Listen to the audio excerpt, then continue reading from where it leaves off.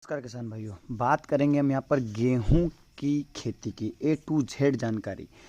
प्रमुख प्रजातियाँ क्या होने वाली है, जलवायु, भूमि की आवश्यकता, खेत की तैयारी, बीज का शोधन, बुआई की विधि, उर्वरक, गेहूं में खरपतवार, गेहूं में फसल में रोग में उसका नियंत्रण, फसल में कीट क्या होंगे उनका नियंत्रण क्या होगा, कटाई, भंडारण और उपज, ये सारे पॉइंट आज कवर होने वाले हैं। तो चलिए शुरू करते हैं।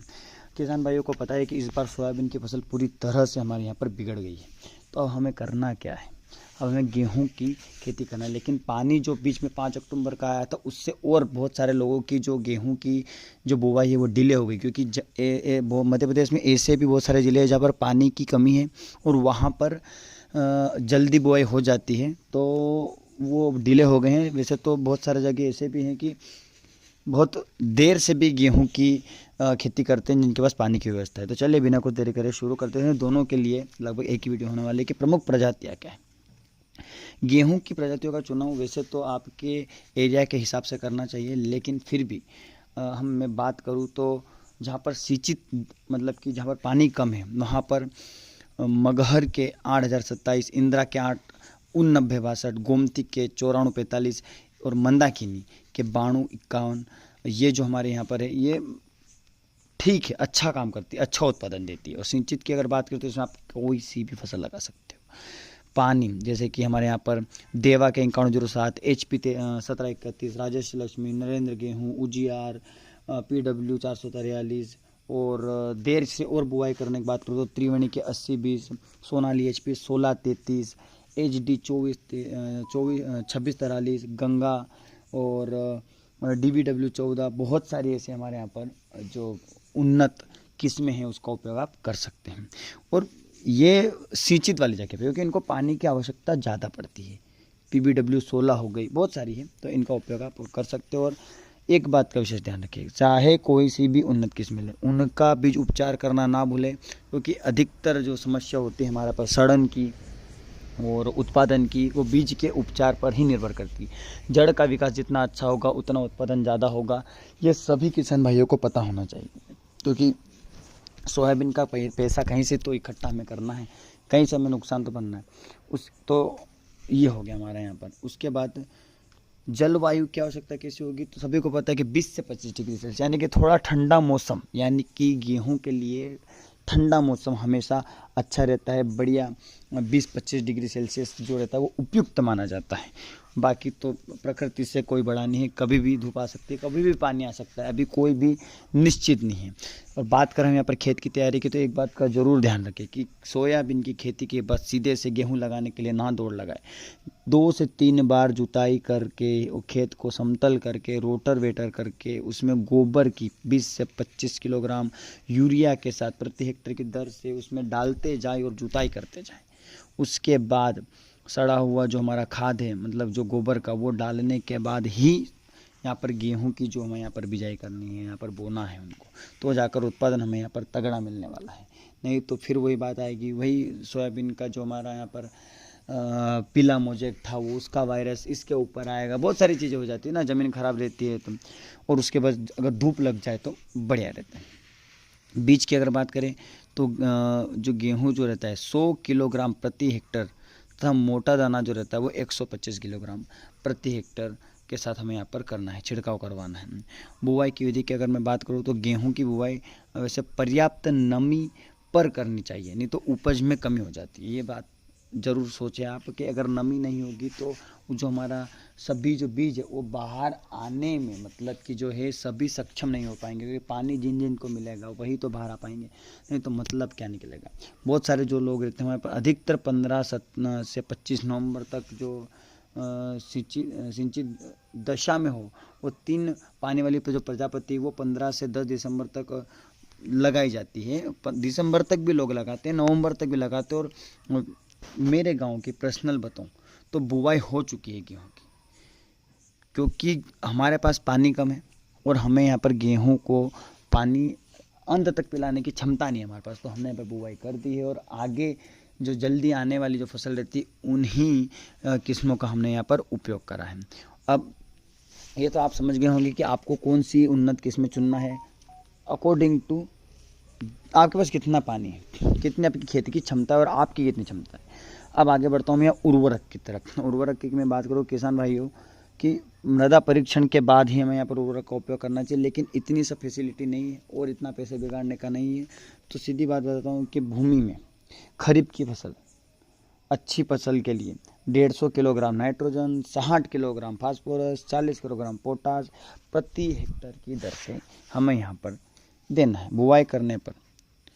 और देर से बुआई करने वाले जो लोग हैं उनके लिए 80 किलोग्राम नाइट्रोजन, 60 किलोग्राम फास्फोरस और 40 किलोग्राम पोटास, सारी चीज़ सेम रखना है, बस नाइट्रोजन की मात्रा ऊपर नीचे हमें यहाँ पर करना है। और साथ में गोबर की जो खाद रहती है उसका उपयोग करना आप ना भूलें। ये उर्वरक का बिल्कुल सिंपल बेसल डोज हो गया हमारे यहाँ पर। गेहूं की फसल में हम खरपतवार नियंत्रण की तरफ आगे बढ़ते हैं यहाँ पर। तो जो रबी की, जैसे कि गेहूं की फसल में रबी की सभी खरपतवार जैसे बथुआ, प्याजी, खरतुआ, चटरी, मटरी, सेंजी, बहुत सारे जो जंगली घास है, उन सभी खरपतवार सभी चीज़ें गेहूं में जब वो छोटे रहते हैं तब आते ही आते। बड़े होने के बाद कोई टेंशन वाली बात नहीं है, आसपास आप छिड़काव कर सकते हैं दवाई का खेत के, बड़ी हो जाए उसके बाद। लेकिन जब ये छोटी रहती है तब आपको करना है।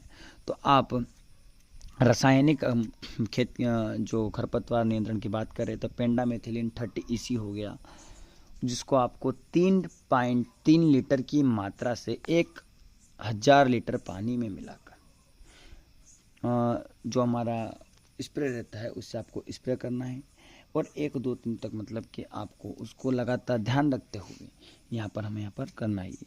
खरपतवार जैसे कि चौड़ी पत्ती है उनको नष्ट करने के लिए बुआई के 30 से 35 दिन बाद पहली सिंचाई जो रहती है उसके 1 सप्ताह के बाद बहुत सारी चीज़ें वैसे तो खरपतवार, लेकिन जो खास जो काम में आती है उसका उपयोग मैं बता रहा हूँ कि 24D सोडियम साल्ट 80% WP की मात्रा 625 ग्राम 600 से 800 लीटर पानी में मिलाकर 35 से 40 दिन बाद बुआई के मतलब कि बुआई के फ्लेट पे नीजिल से छिड़काव करवाना है। नोजल की बात हो रही है, जो हमारी मशीन रहती है उससे हमें पर छिड़काव करवाने की बात हो रही है।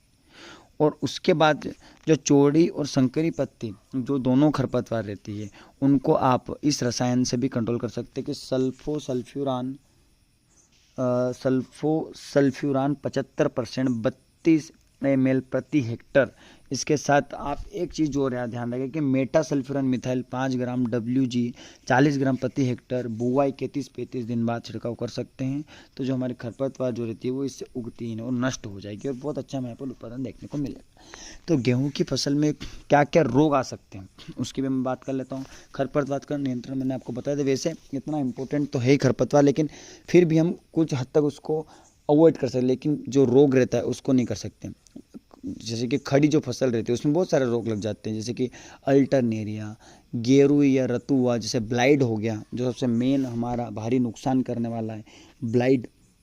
उसको आप कभी भी हल्के में नहीं ले सकते। उसमें क्या होता है कि पत्तियों पर कुछ पीले रंग के भूरे रंग के धब्बे बन जाते हैं, बाद में जो किनारे रहते हैं वो कत्ते कलर के और भूरे रंग के हो जाते हैं और बीच में हल्के भूरे रंग के हो जाते हैं।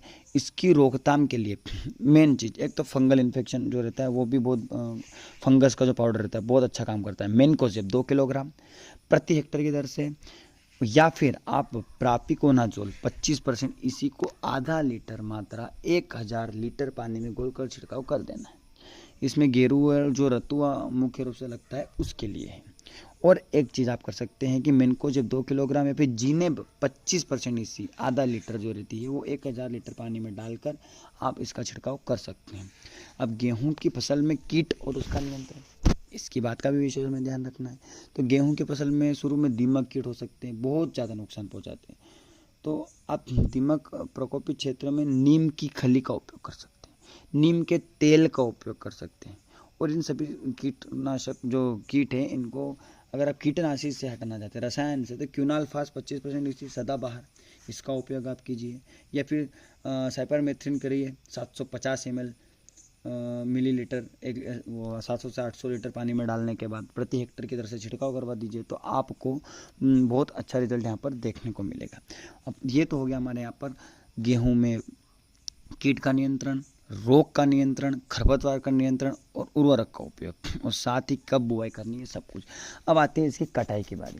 तो फसल पकते ही बिना प्रतीक्षा किए आप कटाई करवा सकते हैं, कोई तकलीफ वाली बात नहीं। और सबसे बेहतरीन जो रहता है गेहूं का भूसा, जो हमारी जो गाय भैंस जानवर रहते हैं उनके लिए सबसे बेस्ट जो है तो वो गेहूं का भूसा है, मतलब कि सोना है ये उनके लिए। तो इसको तो आपको रखना ही है। भंडारण करिए, जब इसका उत्पादन आए तब करिए। भावांतर में आप तोल सकते हो, गवर्नमेंट द्वारा योजना चलाई जाती है उसमें आप तोल सकते हो। और क्या भाव मिलता है तो डिपेंड करता है कि किसान के लिए वैसे तो कुछ सरकार कर नहीं रही है मेरे हिसाब से, और कर भी रही है तो इतना कुछ खास नहीं करे। पहले भी यही भाव था, अभी भी यही भाव, ये मेरा पर्सनल पर्सपेक्टिव है।